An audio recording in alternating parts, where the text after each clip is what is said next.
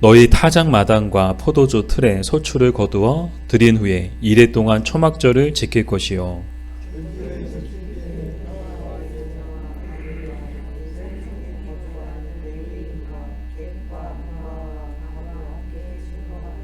내 하나님 여호와께서 택하신 곳에서 너는 이레 동안 내 하나님 여호와 앞에서 절기를 지키고 내 하나님 여호와께서 내 모든 소출과 내 손으로 행한 모든 일에 복 주실 것이니 너는 온전히 즐거워할지니라.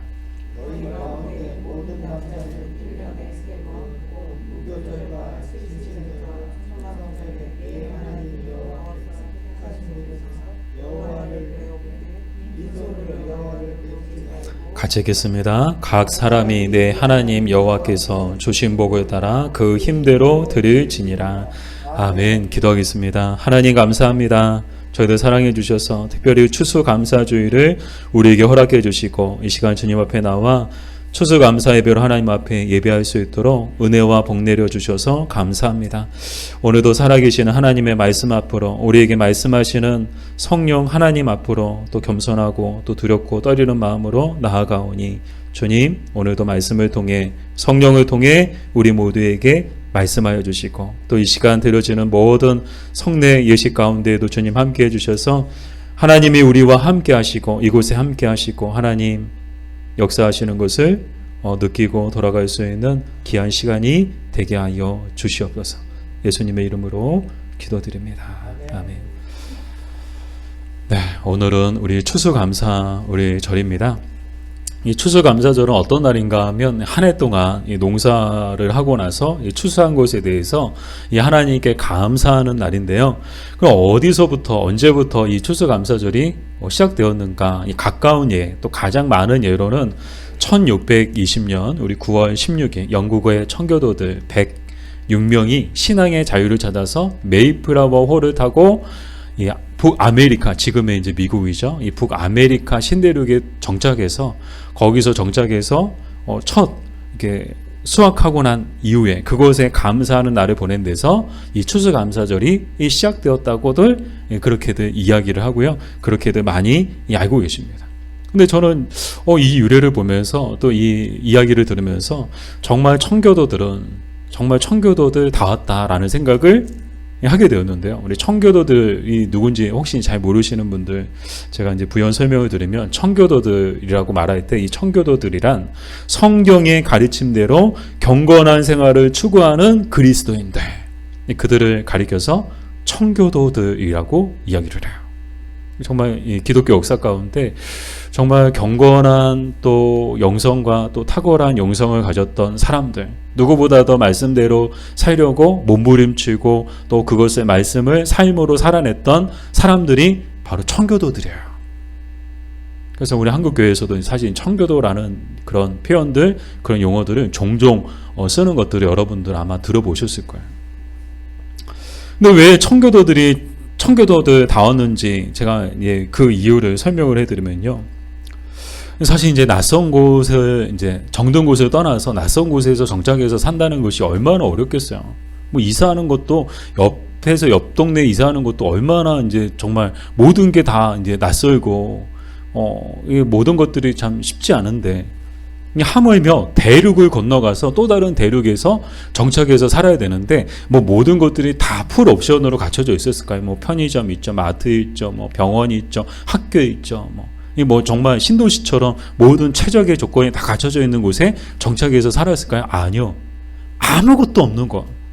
정말 아무것도 없는 곳에서 그곳에서 처음부터 시작해야 됐던 거예요. 정말 개척이죠. 집을 짓고 농사를 짓고 그렇게 살아야 되는데 자 문제는 뭔가 하면요 막 첫해 추위와 질병으로 이 106명 중에 많은 사람들이 목숨을 잃고 세상을 떠나는 그런 아픈 일들이 막 가정마다 일어났던 거예요.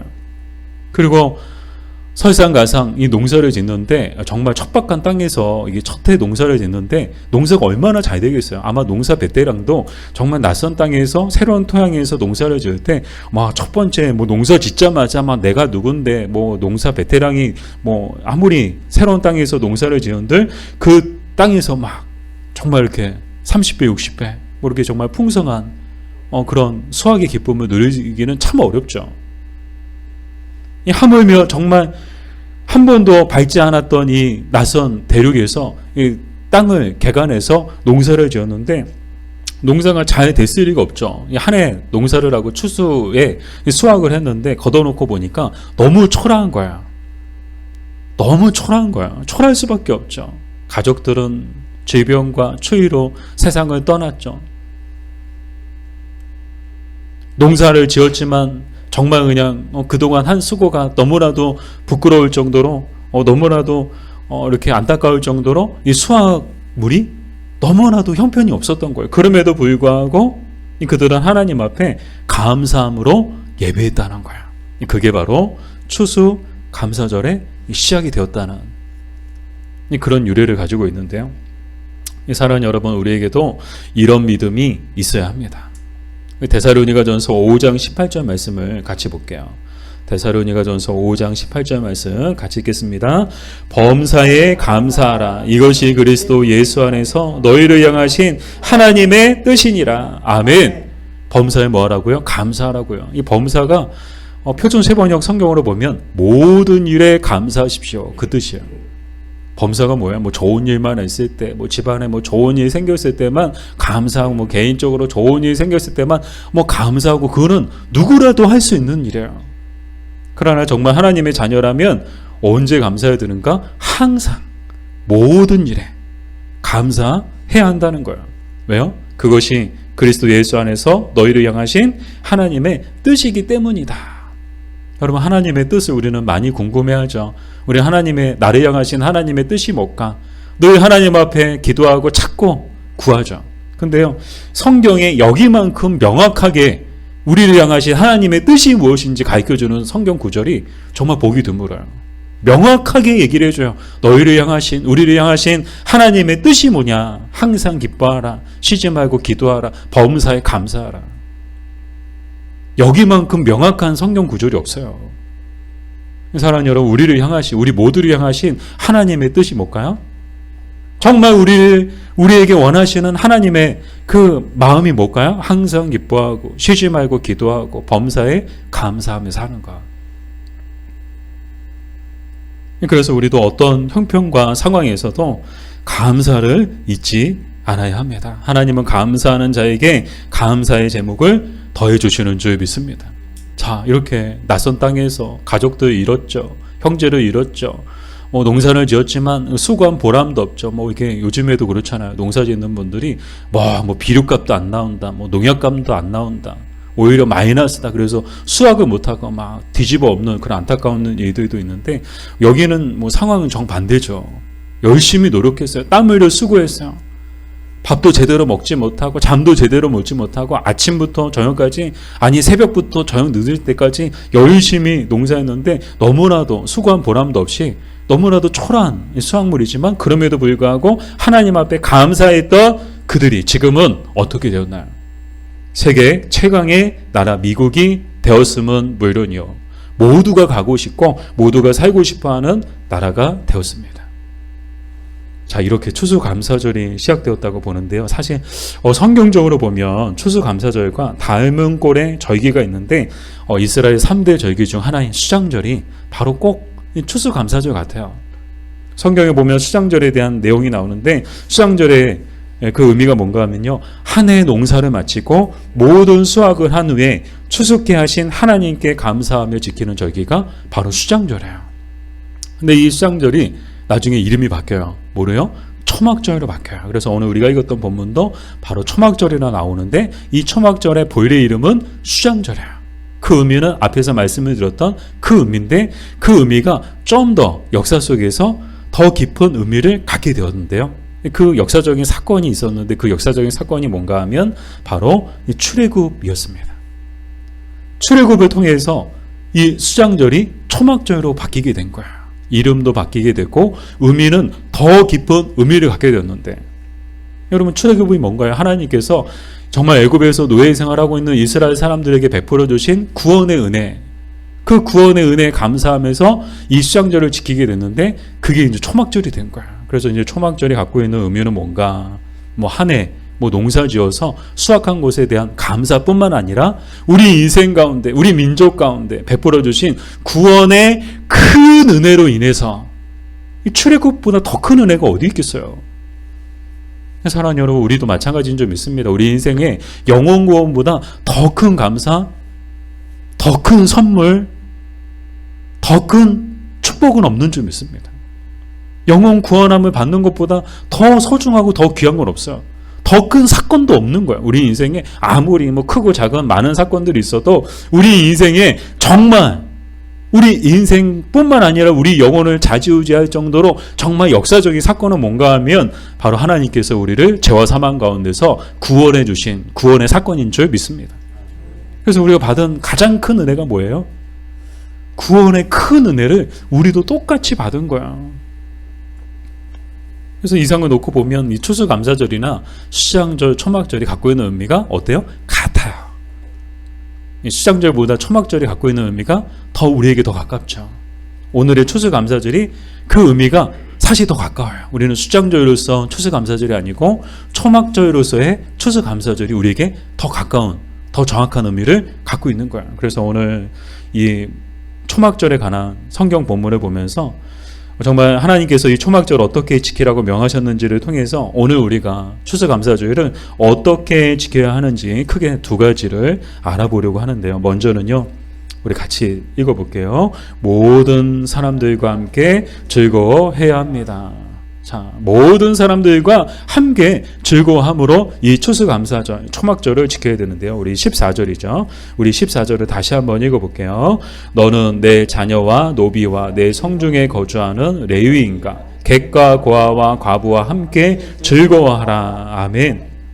자, 가족은 물론 뭐 가족끼리 즐거워하는 것뿐만 아니라 이웃과 더불어 한마디로 축제를 열라는 거예요. 잔치를 열라는 거예요. 잔치를 열어서 이웃 사람들 초대하되 특별히 객과 고아 가부들, 정말 사회적인 약자들, 소외된 이웃들, 힘없이 살아가는 사람들, 정말 특별한 관심과 돌봄이 필요한 사람들, 그들을 불러가지고 함께 먹고 즐거워하면서 추수감사절을 보내라 라고 말씀하고 있어요. 어떻게 해요? 슬퍼하면서? 아니요, 즐거워하면서, 함께 즐거워하면서. 이렇게 모든 사람들과 함께 즐거워해야 되는 이유는 뭔가? 이유는 앞에서 제가 이미 설명을 드렸습니다. 초막절이 갖고 있는 의미 때문이죠. 이스라엘 민족 가운데 구원의 큰 은혜를 베풀어 주신 하나님께 가장 먼저는 감사해서 그 감사의 기쁨을, 구원의 큰 기쁨을 해마다 다시 한번 이제 소환해가지고 같이 우리 이웃들과 더불어 그 은혜의 큰 기쁨을 누리고, 2차적으로는 한 해 동안 베풀어 주신 하나님의 은혜, 추수케 하신 하나님의 은혜에 감사해서 그 감사의 기쁨을 나누는 그런 의미를 가지고 있죠. 사실 이제 메이플라워를 타고 신대를 도착한 청교도들도 그러했습니다.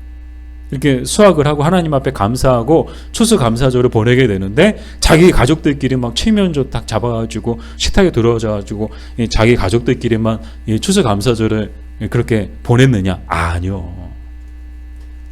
전해지는 이 기록에 의하면 도움을 준 원주민들이 있었대요. 그 땅에 정착했는데 그 땅에 살고 있던 원주민들이 있었고, 원주민들이 농사 짓는 거 도와주고 정착하는 거 도와주고, 뭐 어디까지가 사실인지는 알 수 없지만 그래도 이제 뭐 기록에 의하면 그런 기록들도 있는데, 그런 원주민들을 다 초대해가지고 그들과 함께 먹고 즐거워했다는 거예요. 그 동네 잔치가 열린 거죠.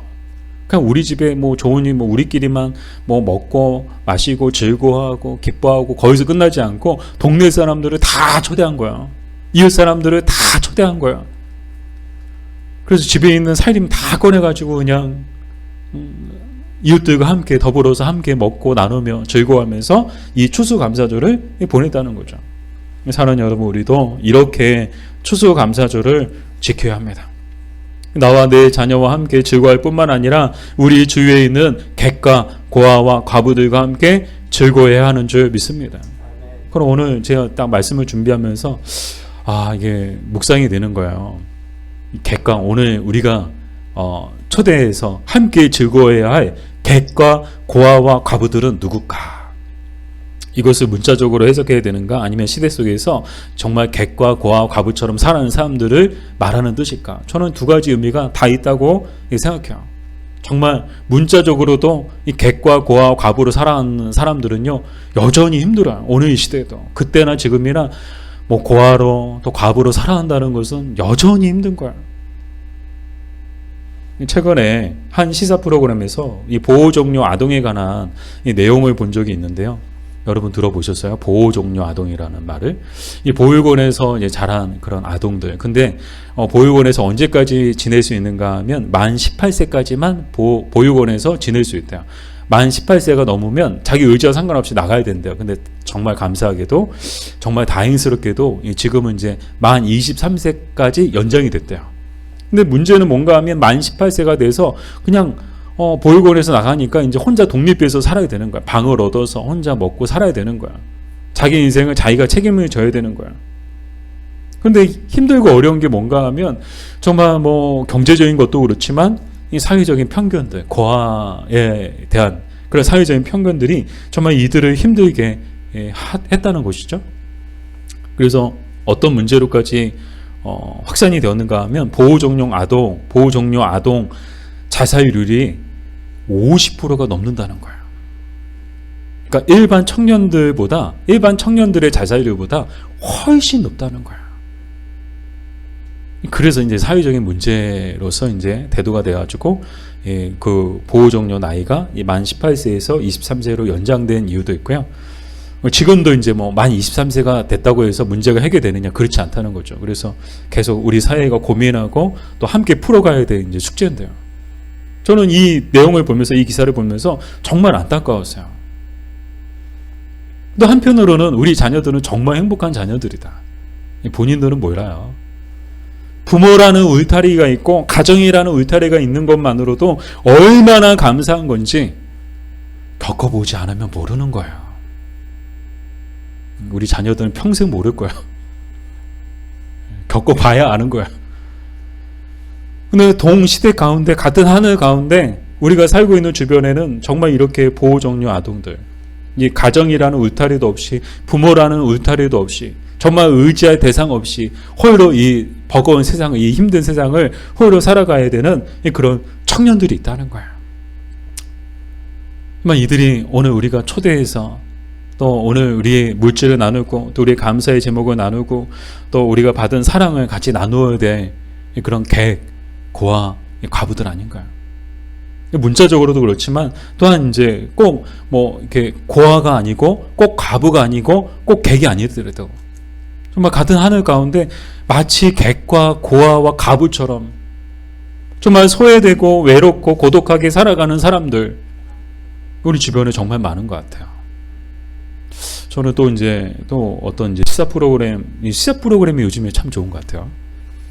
보는데 서울에 이제 고시촌 얘기가 나오는 거예요. 우리 아주 대표적인 고시촌이 이제 서울의 신림동, 그리고 이제 노량진, 이제 또 이렇게 거기도 이제 학원촌이죠. 이제 전에는 막 이제 공무원 시험들 뭐 이렇게 사시 준비하는 사람들을, 제가 그때 이제 그 고시원 한가운데 신림동 선민교회에서 이제 사역을 했었거든요. 그래서 주변이 다 그냥 고시촌이니까 하나의 그냥 마을을 이루고 있어요. 그래서 이제 다 천지가 다 고시생들이에요. 그래서 옆에서 이제 많이 봤거든요. 근데 식당도 가보면요, 우리에게는 참 이제 보통 식당하고 좀 다른 게 뭔가 하면요, 1인 식탁이 굉장히 많아요. 뭐 2인 식탁, 4인 식탁 거의 없어요. 그러니까 혼자 밥 먹고, 이제 공부하는 학생들이니까 혼자 밥 먹는 사람들이 거의 90% 이상이에요. 간혹 이제 둘이 밥 먹고, 뭐 셋이 밥 먹고, 공부만 하러 온 사람들이 이제 거기서 지내는데, 그때는 그렇게 고시생들이 많았거든요. 노량진에도 이제 이렇게 학원, 이제 공무원 시험 준비하는 그런 사람들이 많았는데, 지금은 정반대가 됐대요. 이제 시험 준비하는 사람은 다 빠져나가고, 지금은 독거 노인들이 막 거기로 몰려든다는 거예요. 빈곤 노인들이 막 고시촌으로 막 밀려들고 노량진으로 밀려든다는 거예요. 왜요? 이 빈곤한 노인들이 혼자 살아가기에는 거기만한 곳이 없대요. 원룸만한 곳이 없대요. 고시촌만한 곳이 없대요. 저렴하고. 그래서 참 안타까운 거예요. 그리고 거기서 이제 생애 마지막을 거기서 이제 보내시는 거죠. 쓸쓸하고 외롭고 고독하게. 그래서 제가 이제 오늘 말씀을 준비하면서도 우리 교회가 어떻게 하면 이분들을 찾아서 이분들에게 찾아가서 어떻게 하면 도와드릴 수 있을까? 제가 그걸 풀지 못했어요. 시간이 없어가지고 그래서 이제 마음 가운데 한편에 좀 더 이렇게 더 적극적으로 알아봐가지고 정말 오늘 말씀대로 우리가 살기 위해서 우리 주변의 객과 고아 과부들 정말 이렇게 보이지 않거든요. 그 보이지 않는 곳에서 정말 외롭고 고독하게 힘들게 살아가는 분들 어떻게 하면 찾아가서 그분들을 어떻게 하면 발견해서 그분들에게 어떻게 하면 도와드릴 수 있을까? 그것을 우리가 함께 고민하고 함께 풀어갔으면 좋겠습니다. 그래서 오늘 참 감사하게도 교회에서 떡을 하려고 했는데 감사하게도 한 교우 가정에서 추수감사절이라고 떡을 해주신 것 같아요. 몇 개 해주셨어요? 넉넉하게 한 60개 해주신 거로 들었는데 60개 돼요? 30개? 네. 네네. 그래서 여러분 떡 우리 하나씩만 드시고 나머지는 정말 우리 주변에 이웃들과 또 특별히 우리 주변에 객과 고아 과부 같은 분들 계시다면 그분들에게 나눠줌을 통해서 함께 이 추수감사절을 보냈으면 좋겠고요. 떡만 나누는 것으로 끝나지 않고 우리의 물질도 나누고 감사도 나누고 사랑도 나누었으면 좋겠습니다. 자, 두 번째로 초막절 어떻게 지켜야 되는가? 우리 같이 읽어볼까요? 힘을 다해 감사의 예물을 드려야 합니다. 우리 16절에서 17절까지 말씀을 같이 볼게요.